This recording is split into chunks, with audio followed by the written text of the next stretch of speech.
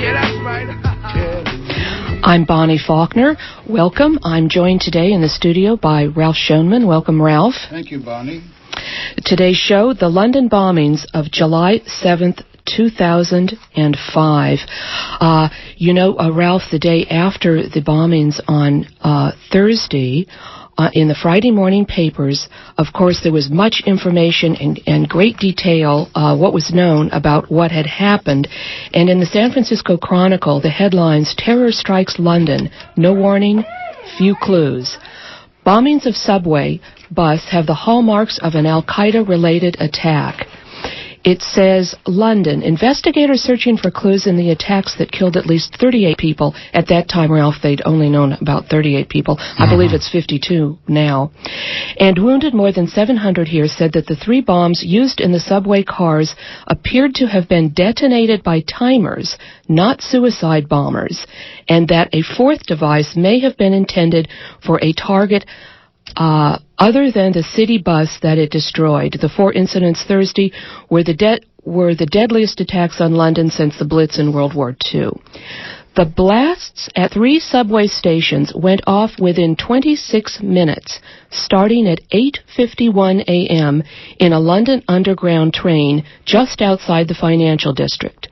The bus bombing occurred near the British Museum at 9:47 a.m., less than an hour after the first explosion. So we have 4 explosions, in fact, taking place over the better part of an hour. And I wanted to just go over that a little bit. At 8:51, there was an explosion in the Liverpool Street station. At 8:56, there was an explosion at King's Cross station in one of the cars. And then at 9:17, there was an explosion in a car at the Edgware Road station. And then a half hour later at 9:47, there was a blast on a bus at Tavistock Place.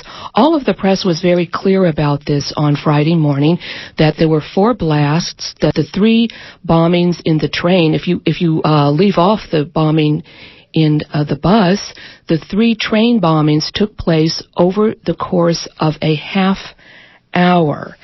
Now, that was Friday the 8th. When I got up to get my San Francisco Chronicle on Sunday morning, I turned to page 10, and here is a story reprinted from the New York Times. It's called "Explosions on Subway Synchronized," police say. London. The British police revised critical details of Thursday's terrorist bombings on Saturday, saying that 3 of the 4 bombings exploded, quote, almost simultaneously on subway trains, rather than over a period of almost half an hour, as initially announced. At a news conference, senior police officers said the 3 bombs striking the London Underground had been separated by 50 seconds, a revision of their initial assertion that they exploded over a period of 26 minutes. The 4th bomb, which ripped off the top of the bus at Tavistock Square, exploded about 57 minutes later. The police on Saturday said they could not fully explain the time lag. It was bang, bang, bang, very close together, said Tim O'Toole, the managing director of the London Underground, who spoke at a news conference with the police. Well, you know, Ralph, when I saw that, I thought, gee, I wonder if this has anything to do with the widespread reports that Israeli Finance Minister Benjamin Netanyahu had been forewarned to stay in his hotel, which happened, I understand, to be over the Liverpool station. Bonnie, I want to mention, Maya was going to join us, but unfortunately she's at her union today. We did a show on Taking Aim called The London Bombings, The Footprints of State Terror, where we looked at just this point that you're focusing on right now, because what we're really examining here is the fact that there have been a series of official versions, each incompatible with its antecedent. It rather reminds me of the unfolding of the Kennedy assassination, when there were 4 official fictions, each rapidly following one the other and each incompatible with its antecedent. And they are encumbered by the fact that they advanced evidence for version 1 and then they have to go to version 2, and they have to deep six the evidence. They produce evidence for the second version, and then they go to the third and the fourth, and there are reasons for this. And they do touch, in fact, upon the reality, which was enormously orchestrated, that as Associated Press put out a story immediately at the time of the bombings. British police told the Israeli embassy in London minutes before Thursday's explosions that they had warnings of terror attacks on the city, a senior Israeli official said. Israeli Finance Minister Benjamin Netanyahu had planned to attend an economic conference in a hotel.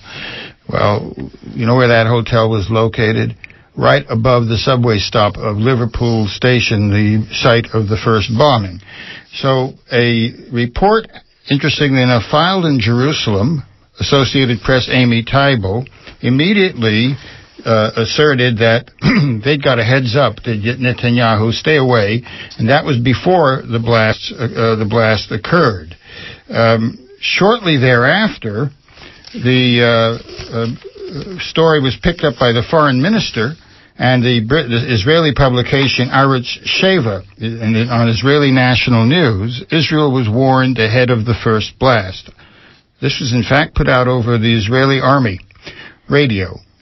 Israeli Army radio, quoting reliable sources, stated that Scotland Yard had advanced intelligence warnings of the attacks before they occurred. The Israeli embassy in London was notified in advance, resulting in Finance Minister Benjamin Netanyahu remaining in his hotel room rather than make his way to the hotel adjacent to the site of the first explosion. Now that story continues. Haaretz, by the way, Israeli embassy strongly denies report that it received early warning of attacks. So now you have the Israeli embassy refuting the statements that have come out of Jerusalem. And here is the White House bulletin. Scotland Yard tipped off. This is from the United States White House, the White House bulletin of July 7th. Israeli officials have confirmed that Scotland Yard called the security officers at the Israeli embassy to say they received warnings of an attack before the blasts. Now, that then is followed by a detailed account by Stratfor Consulting Intelligence Agency. And what's important about this, Bonnie, is that Stratfor is a conduit of the Central Intelligence Agency. Stratfor puts forward CIA and Defense Intelligence Agency assessments, conclusions, and data. Summary. There is some massive confusion over the denial now made by the Israelis that Scotland Yard warned the Israeli embassy in London of terrorist attacks before the first bombs went off. Israel warned London of the attacks a few days ago, but British authorities failed to respond or to take steps to deter the attacks, according to intelligence circles. While Israel is keeping quiet for the time being, British Prime Minister Tony Blair soon will be facing the heat for failure to take action. Analysis. The Associated Press reported on July 7th that an anonymous source in the Israeli Foreign Ministry said Scotland Yard had warned the Israeli embassy in London of terrorist attacks in the UK capital. The information was passed to the embassy minutes before the first bomb struck at 0851 London time. The Israeli embassy ordered Israeli Finance Minister Benjamin Netanyahu to remain in his hotel, etc. But then they say, contrary to the original claims that Israel was warned minutes before the attack, our intelligence circles established that the Israeli government itself warned London of the attacks days before. Israel had given other warnings about these attacks, and indeed the British government sat on this information in days and failed to take action. The Israeli government is playing along publicly, but may not stay quiet for long. This is sure to apply pressure on Blair very soon for the strange failure to deter this major terrorist attack. These are intelligence sources coming forward with this, and that goes to the issue of this constant revisal of what actually occurred. And actually, it's interesting because USA Today picks this up too. Netanyahu had been on his way to London Hotel near blasts. Israeli Finance Minister Benjamin Netanyahu was on his way when he received a call to stay put, prior to the first explosion. You know, Ralph, what I wanted to point out here, obviously there's a lot of evidence that you're quoting of forewarnings and foreknowledge. But when I went over the timelines, the first timeline of the 3 subway bombings taking place within a half hour, and then that being revised to simultaneous with maybe 50 seconds in between, the first article that you cited from Amy Tybell from the Associated Press says British police told the Israeli embassy in London minutes before Thursday's explosions that they had received warnings of possible terrorist attacks in the city, a senior Israeli official said. Then, a little later on USA Today, it says Jerusalem, AP, Israeli Finance Minister Benjamin Netanyahu was on his way to a hotel near the scene of the London blast Thursdays when he received a call to stay put. After the first explosion, our finance minister received a request not to go anywhere. Yes, that's quite true, Bonnie. What they've done is, first of all, of course, the story was put out, and it was coming over the Israeli army radio and from the foreign ministry that they got a heads up, and they had advised Netanyahu not to go to this strangely located hotel right above the site of the blast. And then when the implications of that were being picked up everywhere, they came up with version number 2. Oh, no, actually the warning occurred after the first blast. Now, this is rather instructive for a number of reasons. The British authorities insisted that the cause of the problems in the London Underground was a power surge.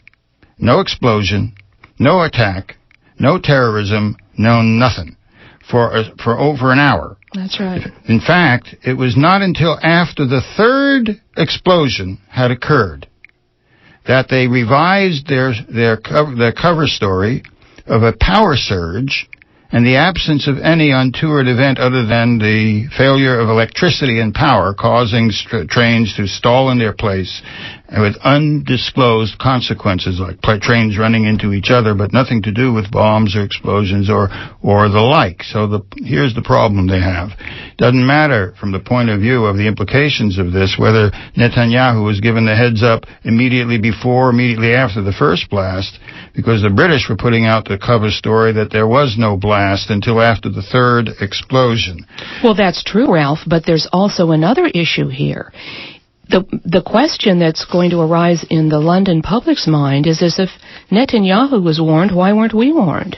So if he was warned before the first blast, and they weren't warned, that's a problem. Then it's revised to say, well, the blasts all happened at once, because if the blast happened in the underground for a half hour, even if Netanyahu was warned after the first blast, why didn't they warn anyone for the next half hour? They warned nobody. They allowed the events to unfold. It's not only that they had foreknowledge, nobody can dispute that, because the argument, the pissing contest, if you like, is about whether it was Scotland Yard that had the heads up or the Israelis, and it's quite evident that the Israelis and Scotland Yard were each of them fully apprised of the pending attacks on the London station days before. This comes out of Stratford, comes out of the White House, for God's sake. And interestingly enough, here's Swiss Info. Israel Sharon muzzles ministers on London blast. Israel's Ariel Sharon has imposed a total gag order on his cabinet over the London bombings. The Israelis have decided to shut this down because the implications of all these versions is that, they're all of them. What they're basically doing here, since this is a collaborative enterprise, as the information about prior knowledge surfaces, and without any question, we have to be very clear about this, Bonnie. When mainstream media carry information of this kind, it's because sectors are leaking it. Sectors want it out there, and the internecine conflict within the intelligence agencies of the ruling class over who's going to carry the can for this surface in these ways. We've seen this in event after event. Furthermore, Ralph, how could authorities not know that bombs were going off in the London Underground for an hour and claim that it's a power surge? There are, what I read somewhere, there are 31,000 people that work in the transportation metro system. How can this be? It can't. Here's the Associated Press. Power surge causes explosion on subway line in London's financial district.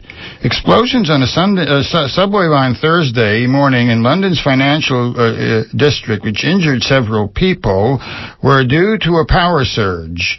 London Underground reported a second incident at another subway station in northeastern London that gave no details immediately, but still they are attributing this to electric power surges. Now, Bonnie, here is a particular dimension of this entire episode, which I think begins to illuminate it for us.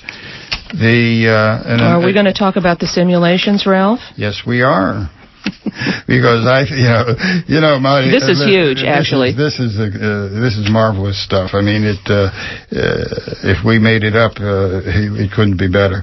The BBC 5 in London interviewed a man named Peter Power. Now, Peter Power is a person who is the head of a company called Visor Consultants. And the BBC interview with Mr. Power goes as follows. Power, at 9:30 this morning, we were running an exercise for a company of over 1,000 people in London, based on bombs going off precisely at the railroad stations where they happened this morning. I have hairs on the back of my neck standing up right now. BBC. To get this quite straight, you were running an exercise to see how you would cope with this, and it happened while you were running the exercise? And then it says, not only was it being run at the time, but in the exact places where the explosions occurred. So here you have the BBC interview with the Visor Consultants director, Peter Power, in which it's established that at the time that these explosions were occurring, they had an exercise that involves 1,000 people, no less, at the exact place, at the exact times where the explosions are taking place. So let's take a little Ralph, Power went on to say precisely, and it was about 9:30 this morning. Yes. We planned this for a company, and for obvious reasons, I don't want to reveal their name. But they know who we are, and they're listening, he says. But they're listening, and they'll know it. And we had a room full of crisis managers for the first time they'd met. And so within 5 minutes, we made a pretty rapid decision that this is the real one. And so we went through the correct drills of activating crisis management procedures to jump from slow time to quick time thinking and so on. And Ralph, there's a video of this and audio on the Internet in many, many places. If people want to watch the video of this, I know one place you can get it is at www.prisonplanet.net, but it's in many other places. The fact that the exercise mirrored the exact locations and times of the bombings is light years beyond a coincidence. Power said the drill focused around simultaneous bombings. By the way, that comment about it being light years away from a coincidence is the comment of the BBC. Peter Power is managing director of Visor Consultants. His expertise is in frontline crisis experience, emergency planning. Well, he is also the recently retired Deputy Commissioner of Crisis Management for Scotland Yard. And the Associate Director, Tony Burns, is Assistant Chief Constable for the Metropolitan Police of London and held the position of Security Director for the Metropolitan Police Department of London. Then there we have David Bawtry, who is in charge of civil emergencies for the Home Office, and served in the Royal Navy for 38 years and has the rank of Rear Admiral. This is not just some ad hoc consulting company. This is the heart of the intelligence apparatus presenting itself as a private company and carrying out these operations for the authorities.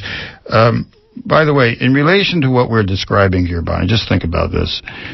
Netanyahu and the Israelis, they happen to be in London at this moment. And where are they in London at this particular moment? Why, they're at a conference on finance and economics. And where does that occur? Why, at the hotel, sitting right on top of the Liverpool Underground station where the first blast occurs. There's an exercise taking place. When? Or at the exact time that the explosions are happening. Where? At the precise places where they're taking place. There's somebody else who happened to be in this location at this time. His name is Rudolph Giuliani. Yeah, Rudolph Giuliani was in London. And the headline in the London Times says, Rudy Giuliani in London. He sees terror again. Rudolph Giuliani, the former mayor of New York, so closely identified with the September 11th attacks in London, that's an interesting formulation, was yards from Liverpool Station when the bombs went off. They are an eerie reminder of September 11th. I was right at Liverpool Station when the first bomb took place. I heard the sirens. I could hear the reports of the different bombings in different parts of the city, he told Sky News Television. Now, you see, it's interesting because what they had Giuliani on to do was to describe his own role in relation to 9/11 with Building 7 and the Twin Towers, and to make the analogy, and indeed it is an analogy, to the events that were unfolding in London, and to draw the conclusion that the terrorists are at it again, and they will never stop. Giuliani, Visor Consultants, Netanyahu, prior knowledge. I guess this is what we would have to call coincidence theory. I was going to say, Ralph, what a coincidence that Rudolph Giuliani is right there. You're listening to Guns and Butter. I'm Bonnie Faulkner. I'm speaking with Ralph Schoenman. Today's show, the London bombings of July 7th, 2005. Ralph, in an article written by Paul Joseph Watson and Alex Jones with regard to these simulations of bombings in train stations, they comment, the exercise fulfills several different goals. It acts as a cover for the small compartmentalized government terrorists to carry out their operation without the larger security services becoming aware of what they are doing. And more importantly, if they get caught during the attack or after with any incriminating evidence, they can just claim they were just taking part in the exercise. This is precisely what happened on the morning of 9/11/2001. The CIA was conducting drills of flying hijacked planes into the World Trade Center and Pentagon at 8:30 in the morning. I think, Ralph, that it's been established that, in fact, right after 9/11, I had heard that there was a simulation of the very event of planes flying into buildings, but I believe now it's been established that there were actually 4 simulations going on that day. Yes, well, Bonnie, the only thing I would take exception to with regard to Alex Jones's formulation here is that these are not little groups that are acting on their own and keeping this activity from the surveillance of the larger intelligence apparatus. I would suggest something rather different and very much to the point that when these compartmentalized operations are prepared, it's not because the others are not in the know. It's because they're carrying out an operation that gives cover to the fact that they do not take preventive action and they do not respond at the appropriate time. When did the British respond? Not when they were noticed beforehand that when the London Underground was being targeted. I mean, we don't even have to focus on that particular aspect because Sir John Stevens, the High Commissioner of Police, now Lord Stevens, on March 5th, 2005, had issued a detailed statement about the inevitable blowing up of the London Underground, of which they had evidence as an Al-Qaeda preparation in process and unfolding. Yes, the London Underground is going to be blown up. We know that's going to happen. It's not a question of if but when, said Sir John Stevens, who then promptly after it did occur, very swiftly attributed it to Al-Qaeda Europe.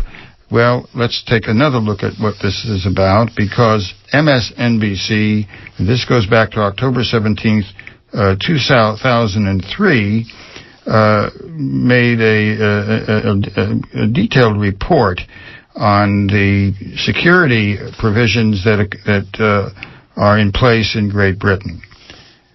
2.5 million closed-circuit television cameras. By now, 2 years later, it's up to over 4 million closed-circuit television cameras.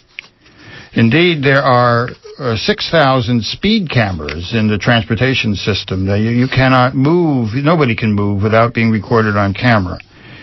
Here's an interesting aspect of this. Every British resident is filmed by these surveillance cameras as many as 300 times a day. Talk about the Orwellian state. It's mind-boggling. Notably in their transportation system and network. My goodness. What are we being told here? This military operation with explosives that have now been established as military explosive. It's not just the ordinary accessible everyday explosives, even Semtax. It's highly sophisticated military explosives. It's not the kind of stuff you leave around in satchels. This operation unfolds with full prediction in advance. They get a heads up and they know about it prior to the event, according to what the authorities themselves are putting out. You know, Ralph, with regard to the thousands and thousands of cameras that you're referring to, there is another coincidence here. The Mirror reported on July 9th, it says, quote, "The investigation received a serious setback when it was discovered that the CCTV cameras on the bus that blew up were not working, so detectives will not get vital images of the bomber." One senior Scotland Yard source said, "It's a big blow and a disappointment. If the cameras had been running, we would have had pin-sharp close-up pictures of the person who carried out this atrocity." Yes, well, after all, they had 1,000 folks right there carrying out an exercise at the time. And what does that exercise consist, I wonder? Do they do sweeps? Do they do surveillance? What do they play bridge? What do they do when they're carrying out a surveillance exercise with respect to an operation of this seriousness and gravity involving explosions, blowing up the London Underground at a precise time and precise locations? Give me a break.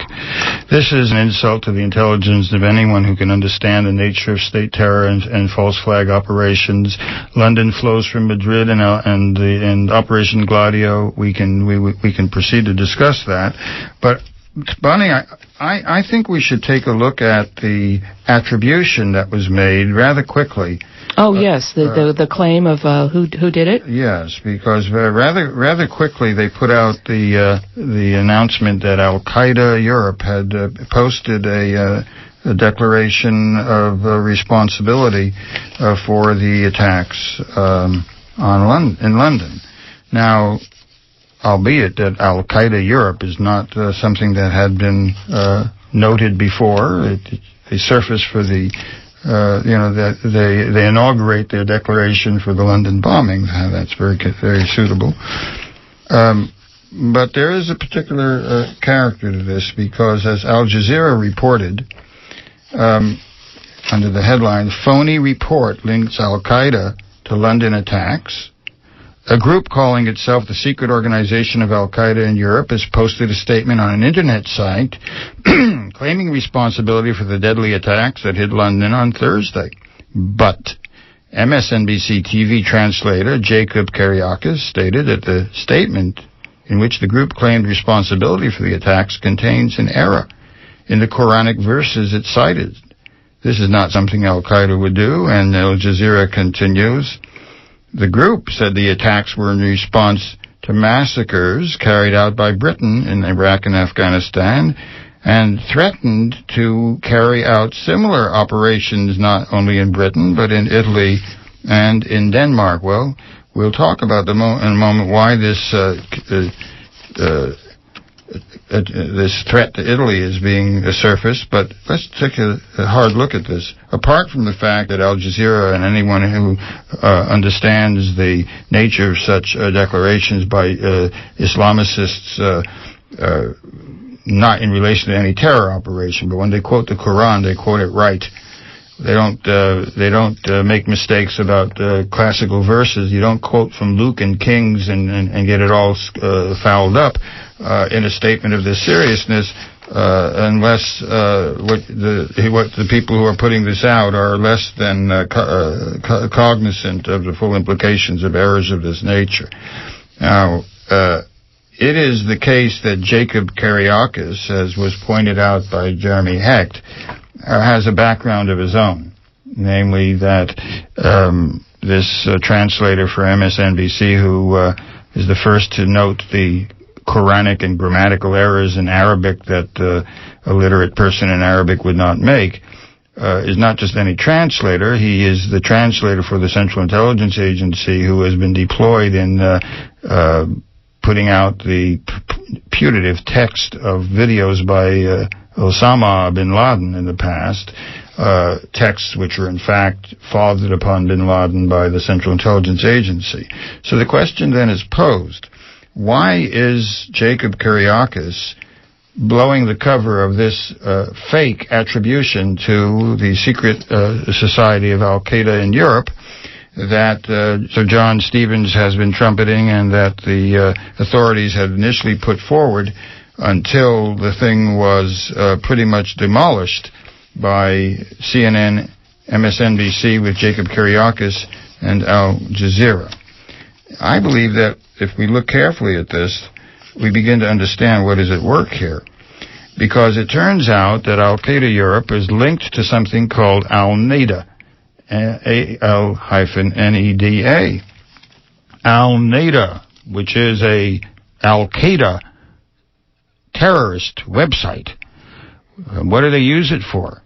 Why? They put out their intentions to assassinate and to kill people and to plant terrorist bombs, and they are recruiting people. Just what you would expect a clandestine group to do. They're going to go on the internet and they're going to solicit participants in this sort of operation. They are said to have been operating Al-Neda out of Malaysia. But when you look at this a little more closely, as a number of investigators have been doing, it emerges that Al-Neda has disappeared from Malaysia and reappears.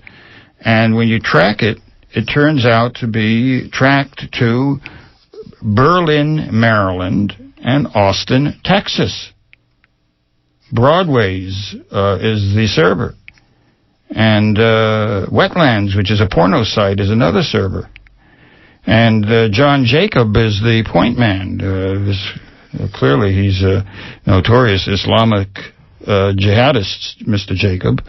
And I put a phone call to the Berlin, Maryland site of Al-Neda. And the number is disconnected, and they've now got an unlisted number. So I tried them in Austin, Texas. And Kyle Smith is the point man there. I was transferred to his line, left a message for him. He hasn't yet returned the call. From Al-Qaeda Europe to Malaysia, Al-Neda, to Al-Neda out of Maryland and Austin, Texas. A rather strange derivation for a key website of Islamic terrorists who are, we are told, associated with the bombings in London. We are in the presence of an intelligence apparatus, and I believe that the reason, in fact, for quickly attempting to dismantle the initial claim that Al-Qaeda Europe is the author of this, when I say dismantle, Kiriakis and MSNBC and CNN and Al Jazeera pretty much demolished this. And I think the reason is, I think the evidence shows that it's so transparent that Al-Neda is a U.S.-controlled operation out of Maryland and Texas that they quickly wanted to deep six this, because anybody who had the slightest investigative impulse would pursue Al-Neda and track it down to the United States and to what are obviously not anything but U.S. sources for these operations. Ralph, as far as you know, the servers in Maryland and Texas are still up? As far as we're aware, they are, but, it's interesting that and they took over Al-Neda and they put it out for, Broadway is a large server. And obviously these Islamic jihadists they must be in isolation because they're busy watching porno and using a porno site to put out their declarations to the faithful. I mean, too weird. It is not just weird, but it illuminates the reckless abandon with which the intelligence agencies insult our intelligence. Here's the Australian, Bonnie, just on the 11th of July. Blair rules out bomb inquiry. Prime Minister Tony Blair. Well, that's what I was just going to mention, Ralph. This is another tie-in with 9/11. Yes. Bush rules out bomb inquiry. Isn't that what George Bush did after 9/11? Tony Blair is quick to refuse any public inquiry into the event, into the London bombings. Now, the British Prime Minister is asked in Parliament by the head of his opposition party, hey, we need to have a full investigation of how it was that we allowed this to happen, what it was that we knew, what it was that we didn't know, what were the circumstances, and Blair rules that out.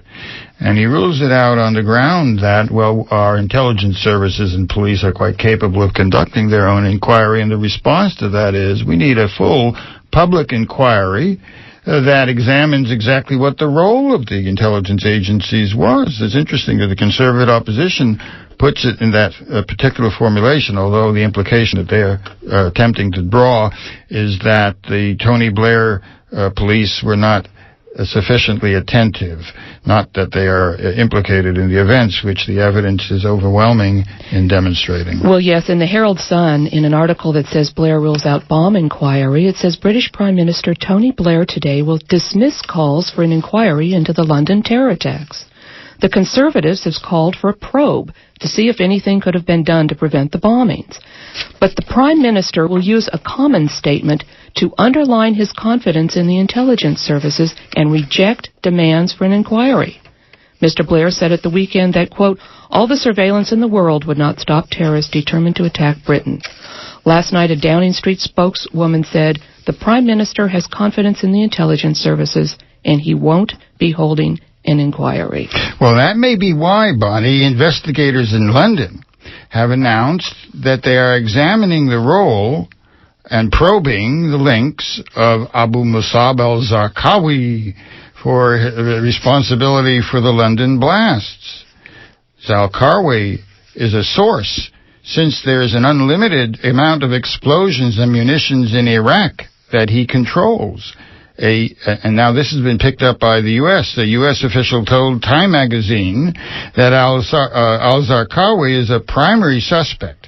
We know that al-Zarqawi is a dangerous and evil terrorist, and there's no question he's done things in Iraq which are about as bad as you can do. A U.S. intelligence source also told Time that a Pakistani detained Friday at Stansted Airport outside London with a map of the underground system and the 3 bomb train stations circled. Now let's just deconstruct this a little bit here. A Pakistani is arriving in London at Stansted Airport, and he has with him a map of the British Underground, and he has nicely circled the 3 stations where the bombs are going to go off. You know, you coming from Pakistan, in a climate such as we have in Europe and Great Britain and the United States, where you have every reasonable expectation of being searched, and you have a map on you of the London Underground where the bombs are, and you circled the stations where the bombs are going off. False flag, Bonnie. Prototypic false flag operation. Zuhab al-Zarqawi, who is the figure, now we are told, more dangerous than Al-Qaeda, the orchestrator of the kidnappings and the beheadings and the thises and the that's in Iraq. Much of the resistance, which is a generalized resistance with over 400,000 insurgents now reported under arms in Iraq, hardly the work of Mr. Zarqawi for a very particular reason. 18 months before they first began to hold up Zarqawi for our edification, it had been reported and confirmed by the group of which he was a head that Mr. Zarqawi had died of wounds that he had received. But there's another aspect to Zuhab al-Zarqawi. Zuhab al-Zarqawi had not merely perished from wounds, but prior to that he had lost a leg and had a prosthesis. So when they've been surfacing Zarqawi, particularly in the films that the CIA puts out about Zarqawi, they not only brought him back to life, but they grew him a new leg. And now this remarkable Mr. Zarqawi, the Terminator man, has been held out as the figure to look for for the London bombings. This is prototypic false flag. It's instructive, by the way, Bonnie, that when the analogies have been made as they were and are to the blowing up of the station, the railroads in Spain, what has come to light recently, quite apart from what many of us have documented. We did a show on Taking Aim called Operation Masquerade, the bombings of Madrid, which we showed overwhelmingly the hand of intelligence in those events. It now comes to light, and this is from the BBC.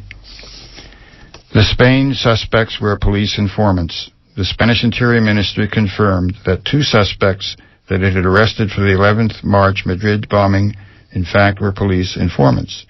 Spain's El Mundo newspaper confirmed that Rafael Zuhair and José Emilio Suarez had been operating for the police at the time of the attacks. The men are accused of providing dynamite for the attacks. According to El Mundo, these were informants and operatives of the national police. The paper said Mr. Zuhair, who was arrested, had passed information continuously to the civil guards in Madrid. El Mundo, citing security sources for its report, confirmed that Mr. Zuhair was the link between Mr. Suarez, and both were working for the police at the time that they supplied the explosives. This is the BBC in relation to the events in Spain. Well, the bombing of Madrid and the bombing of London has another antecedent, and that is something called swordplay, otherwise known as Operation Gladio. Operation Gladio was a 4 decades-long covert campaign run by the United States Central Intelligence Agency, long memorialized, and it is a marvelous book by Philip Matan called The Puppet Masters. It's been a story that has unfolded across the pages of the Guardian in London and the Observer in London and the Independent in London, a decades-long overt campaign in which, and by the way, it was confirmed by Italian Prime Minister Guido Andreotti. Gladio is from the Latin word for sword. Its founders were the Central Intelligence Agency and British MI6. For 4 decades, the CIA, MI6, and NATO armies carried out a series of terror operations across Italy that included the kidnapping and murder of Prime Minister Aldemaro. All of these atrocities were imputed to the Red Brigades and to the left in Italy. And this was a series of operations to destabilize the Italian government, but its culmination was the placing of explosives throughout trains in the Bologna railroad station in Bologna, Italy, in which they blew up Bologna station in a manner directly analogous to the events in Madrid and now in London. False flag. This is Guns and Butter. I'm Bonnie Faulkner. I'm speaking with Ralph Schoenman. Now, I believe lately they're arresting people in Leeds in northern England, actually British citizens of Pakistani descent. I believe there are claims now being made that some of these bombers were suicide bombers, but that does contradict some of the earlier assertions that the bombs were all had timing devices on them, and that it wouldn't make any sense for suicide bombers to be wearing timing devices on their bombs. I believe Vincent Canestrano came out with that. So how could these be suicide bombers? Well, Bonnie, first of all, the 4 young men to whom they are now imputing responsibility for these events, I mean, it's the front page story in the New York Times, as it is in the Financial Times in London and in the San Francisco Chronicle. it follows a pattern. These are youngsters who, they claim that the mother of one of them had called up because the boy had disappeared. Now, all the neighbors and everybody familiar with these kids has reported them to be people with youngsters with no particular association with religious fundamentalist or political groups. You know, they've picked these kids out of the blue. Yes, they've disappeared. Yes, there's no evidence as to what fate has befallen them. The authorities are telling us today that their property has been found in the London Underground. How interesting. That's somewhat evocative because it puts one in mind of the terrible explosion that hit the World Trade Center, which disintegrated steel and concrete and reduced it to dust and brought down the two towers on their footprint, and then disintegrated bodies, and not just steel and concrete, but fluttering down in the dust and debris were pages from the passport of Mohammed Atta. Well, pages from the personal documents of these youngsters are now being claimed to be found in the London Underground. I think it's fairly clear that as this putative investigation of the 4 Pakistani youth from, or youth British citizens of Pakistani origin, let's be clear, as this unfolds, yes, they are victims, but they are not their own victims. And I venture to say that the evidence for their involvement in these events will be as reliable as the Mohammed Atta passport fluttering down in the debris of the World Trade Center bombing, and the analogy is appropriate. Ralph, do you want to say a few words about the events taking place in Birmingham, England, a few days ago? Yes, I think that's important for us to note, Bonnie, because immediately after the bombings in London, the British police evacuated 20,000 people from the center of Birmingham, shut down the city, and began what they called controlled detonations. They evacuated 20,000 people from the center of Birmingham on the grounds that there were reasons to suspect that similar attacks might be unfolding in Birmingham. Now, they came up with no evidence, not even planted evidence, which may yet emerge. But what they are doing is terrorizing the population of Great Britain, terrorizing the population of Europe, and immediately upon the bombings, the British put forth, and it was headlined in the Daily Mirror and the Daily Sun and the News of the World, the tabloid in London. They put forward the most draconian legislation in Great Britain, making it mandatory that anybody who is said to be suspicious, and you don't need any evidence for this, to be associated with those who are suspicious, can be arrested without right of counsel, can be placed in detention without due process, and without any court order. What we again have repeatedly described as the architecture of the fascist state. And not to miss a beat, Michael Chertoff, the head of Homeland Security, has announced that the terrorist sleeper cells that undoubtedly exist all over England and Europe also exist in the United States, and that Homeland Security and Mr. Chertoff are now going to round up people who may be members of sleeper terrorist cells across the country. These bombings and these attacks, and after all, for the past 18 months, 24 months, hardly a week has gone by when the mainstream press and the authorities have not promised us bombings across Europe and across the United States. Right after Madrid, the Israeli DEPCA, the intelligence services of DEPCA, echoed by the Central Intelligence Agency, declared that there were 30,000 sleeper cells in France, and there were about 20,000 in Great Britain and 15,000 in Germany. You know, it's metastasized. It's no longer Al-Qaeda. And interestingly enough, they're blonde and they're blue-eyed and they don't wear beards. And I should hope not, since many of them are women. And Ralph, they're everywhere, Bonnie. They're in the cafe next to you and me. They're in the subway seated across from you reading the Daily Scaly. This is the utilization of false flag operations to terrorize the population. And there was an interesting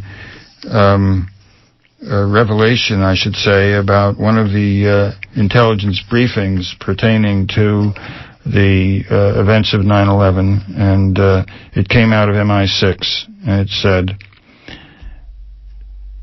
large-scale terror operations have a certain utility and advantage. They cause fear in the public, and they predispose the public to accept measures that otherwise would be impossible to impose. There's nothing oblique about what the nature of these operations is. In the July 8th edition of the Chronicle, that was the day after the attacks, there's an article by the Chronicle Foreign Service that says, British mood, July 7th seen as equivalent of the United States September 11th. Security crackdowns, national ID cards will probably result. So yes. That is very... Here we have, in that regard, not only the pushing through of this legislation and creating a mindset in which nobody has the fortitude amongst the established parties to object. News analysis, Los Angeles Times, July 10th. After flagging support, a second wind for Bush. The bombs have exploded in London, but the repercussions are rippling across Washington.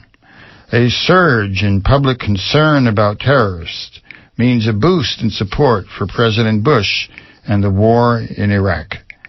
The fear of terrorist sleeper cells will spur support for tough law enforcement measures, not only the Patriot Act, which is up for renewal, but new measures in Congress for increased spending on security, notably in mass transit, an area in which legislators were cutting budgets but 3 weeks ago. There is no telling how long the wave of concern will last. If the London attack gives way to months of calm, the increased fear and any gain in popularity for Bush will be short-lived. But if the attacks continue, the opposite will occur. Washington is back in 9/11 mode. The bombings give Bush and British Prime Minister Blair a boost, said Christopher Gelpi, political scientist at Duke University. I think the article continues in this vein, but do we need to have a more clear unfolding of what underlies these false flag operations? One of the most distinguished investigative reporters in Great Britain, Bonnie, is Neil Mackay of the Sunday Herald and the Scotsman. British double agents were in real IRA, responsible for the Omagh bomb team. Security forces did not intercept the Omagh bombing team because it was British double agents who were involved in the operation, and their cover would have been blown if the operation were uncovered or halted.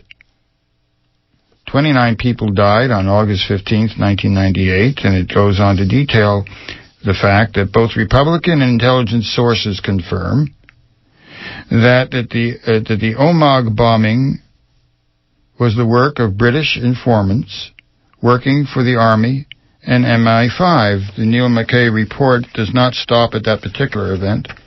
Army colluded with loyalist killers. This is the BBC. The police and army in Northern Ireland prepared loyalist paramilitary to murder Catholics throughout the 1980s and 1990s. The UK most senior police officer has acknowledged. The Metropolitan Police Commissioner's report into the ongoing collusion between the security forces and loyalist paramilitaries has found that military intelligence in Northern Ireland carried out most of the operations during the Troubles. False flag operations is the modus operandus of a decadent ruling class that has no other way of ruling but terrorizing the public because it is incapable of meeting our most elementary needs. That is the meaning of the bombing in London. That is the evidence that is overwhelming in regard to it. The foreknowledge, whether the role of the Israelis and Scotland Yard in tandem in regard to this. Mr. Giuliani is not there because he thought it would be a nice day to take the London Air. He did not choose to take the London Air at Liverpool bomb station because it was a whim. Anybody with a scintilla of understanding of the nature of these events can see precisely what is unfolding here, from the cover story of a power surge to provide a rationale for the failure of the British security forces to take any measures after the first explosion, to the attempt to say that they occurred simultaneously when it was established and documented beyond any question of doubt that they were sequential, to the fact that nobody was advised or given a heads up except the notables who would be in proximity to the bombing, such as Netanyahu, very much analogous to the heads up that was given to George Shultz and to Willie Brown, the mayor of San Francisco, when they were advised not to fly on September 10th and September 11th, as was Ariel Sharon, who was due in New York. I mean, all of this is of a piece. It is the footprint of the terror state. And Bonnie, I'd just like to make a particular point with regard to our understanding of these events, because many of the people who do good investigative work and who are not, what can I say, not guilty of the moral and political and intellectual cowardice that takes the form of refusal to look at the evidence that's before us and accepting at face value the propaganda apparatus of the state as it unfolds in regard to terrible events that target the population. But many of the people who do this investigative work, I have to say, have tended to look for what we call rogue elements or secret teams or hidden people in the intelligence apparatus. It ain't like that. It's the state. It's the ruling class. It's the 1% of the population that owns 95% of the wealth. Yes, there's a division of labor, but it's not some cult group of scoundrels. So, Ralph, you see this as the real workings of power, and not the workings of a rogue, a secret government, a rogue element, a mole. I think it's essential that we understand it that way, because otherwise we disarm ourselves, Bonnie. I'm Bonnie Faulkner. I've been speaking with Ralph Schoenman. This is Guns and Butter. Give me an email at faulkner@gunsandbutter.net. Call me, 510-848-6767, extension 628. Visit our website, www.gunsandbutter.net. You can get a hold of Ralph at 707-552-9995, or email him